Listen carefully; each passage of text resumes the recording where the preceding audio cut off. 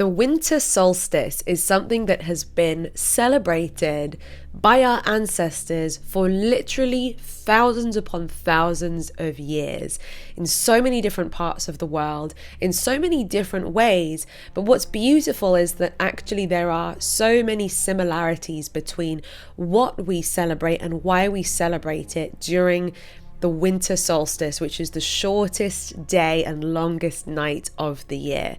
As a person who lives north of the equator, if you're someone who lives in the northern hemisphere, the end of December is your winter solstice. If you're south of the equator, then you'll actually be celebrating your summer solstice. But in today's video, we will be exploring how much the winter solstice might already be part of our lives and how to honor it even more if we want to. A big part of spirituality, manifestation, and living a happy and meaningful life involves celebrating these landmarks and doing things that help us to reflect, have gratitude, find happiness, find joy, and set a good intention for the next chapter of our lives. First of all, I'm coming from a country where we traditionally celebrate Christmas around the end of the year, around the end of December. And I don't know about you, if you celebrate Christmas too, but isn't it amazing how many things that we connect to Christmas are actually not necessarily connected to the story of the birth of Jesus Christ and might actually have been borrowed from other pagan or Scandinavian or Germanic traditions that coincide with the end of the year.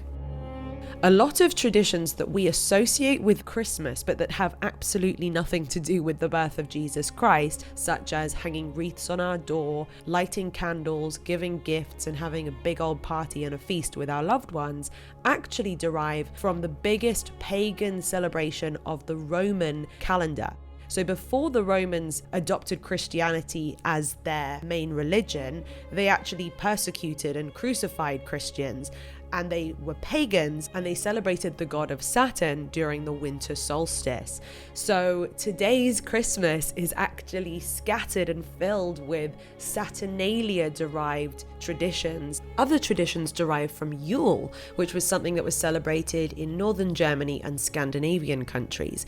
So things that come from Yule include Yule logs, singing carols, eating ham, and Father Winter and the Yule gnomes look very familiar as well. My Swedish cousins also taught me that instead of saying Merry Christmas, they say God Jul. So before Christianity was adopted by a lot of European countries, we already had a lot of traditions, rituals, and celebrations celebrating the winter solstice, celebrating nature, celebrating the seasons, celebrating planet Earth, Mother Nature, and everything that she brings to us. Generally, the celebration of the winter solstice is about bringing light into the darkest day of the year. The winter solstice is the day of the year that has the fewest minutes, the fewest hours and minutes of sun, and the longest night.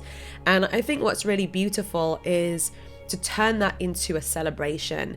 And in so many different countries around the world, there tends to be traditions around the December time that involve fire, that involve candles, that involve light.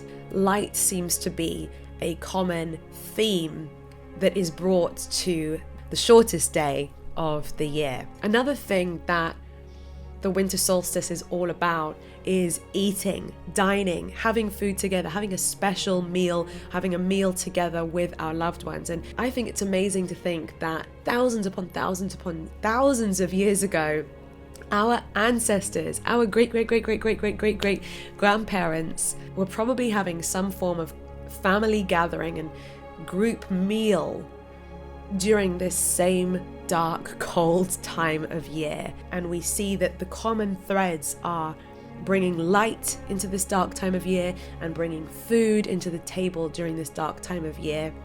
I really see it as a way that our ancestors got through this dark and bitterly cold and barren winter on planet Earth. I feel like it comes with such a huge amount of optimism, of creating one's own happiness, of creating joy in a time that otherwise might be stark, cold, and when there was a greater risk of death of illness, of not making it through the winters.